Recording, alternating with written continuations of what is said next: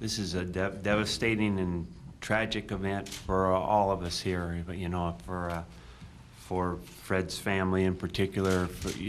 We've gotten to know through the years his Coach Delton Edwards down there, and of course for his team here, and all that. I appreciate what our department, what our school has done in the last 24 hours to help, and this is just one of those things you just never want to be a part of, and that's it. Fred, we'll never forget Fred. Those of you that have worked with us over and been close to us have gotten to know him a little bit. He is, I was so proud of him. He's come a long way since he got here, and I just enjoyed him. Those of you that know him, he was fun, and he had a great smile, and he was just growing tremendously. So we will just miss him. He's a was a great kid. Questions, if we could, I know it's tight in here, we could use the mic, that would be great. Guys, I know how tough this is. Maybe, Bob, do you know if he was a regular over at Dixon? Did he play a lot of pickup basketball? And what were the circumstances last night? Was it just was it a league or just a pickup game? My understanding was just a pickup game, but I might defer to Mike as far as that goes, as far as what his incidence of playing over there was. I don't know how often Fred went. I think that's where guys would go and play basketball, or just work out a little bit if they weren't going to come over to our place. The players you've been able to talk to, Mike, what did you say to them? Oh, I just told them I wanted to see him, there, and that was not much more than that. We actually, to just amplify on that, Lieutenant Hastings gave them a little bit of a briefing, not as much detail as he gave you guys, but what he was going to say today at the press conference, we reiterated the information on the memorial services and possibilities of that. Megan O'Quinn reiterated what they needed to do on the academics, and more of an informational piece more than anything else. A lot of those guys, I would say, over half of them are leaving today, and the rest are leaving tomorrow. Mike, was there ever a medical condition that could have led to this? We're not aware of that. Family history? We're not aware of that either right now. Coach, We'll know more of that, I think, I know it was soon. early in Fred's career here at Oregon State, but I'd like to hear about why you recruited him in the first place.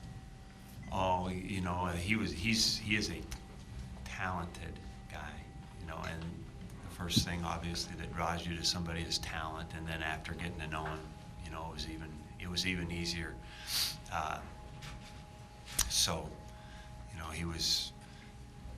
He and one of probably his best friend, Ryan Murphy, played together at Oakland Tech, and we recruited both of them at the same time, and it was good for Oregon State. Mike, have you talked to Ryan at all? Yeah. Is he okay, or just kind of shattered? I talked to Ryan last night, and Bob, like I said, these guys did a great job because I was out of town, and they just did a great job of bringing everybody together. And then I called Ryan after he had been over to the Valley Center for a meeting and talked to him, and I don't know how to answer that. Was he okay? He was okay to talk to. Mike, what kind of teammate was he? Just talk a little bit about that in this short time you had him. Oh, Fred, everybody liked Fred. That's the best way to say it.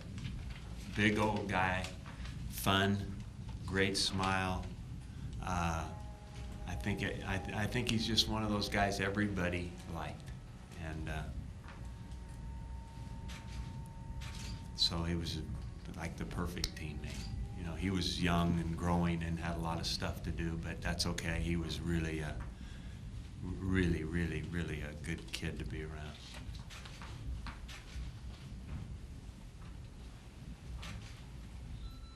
Before we take the next question, I just want to, we would be remiss if we didn't thank OSP for the job that they did last night. I mean, a lot of those people came and stayed with us most of the night, did a great job, and then Jackie from CAPS did a great job talking to our student athletes and talking to our staff, so sorry for missing that earlier. At the Dixon Athletic Center or Recreation Center, is there any sort of policy or procedure in place for staff that work there if something like this happens where a student athlete or a student that's using the rec center has an emergency? Is there any sort of policy or procedure for how staff handle that? We're not aware of that only because that's not a building that we're responsible for, but I know that they probably have all that in place, because of the large amount of students that are in that building.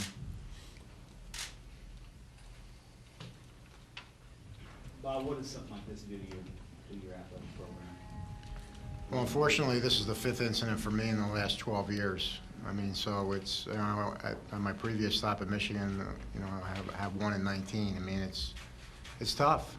It's tough because, as I mentioned before, it's a young person that's got the rest of their life and the prime of their life ahead of them, and so with so much promise and potential.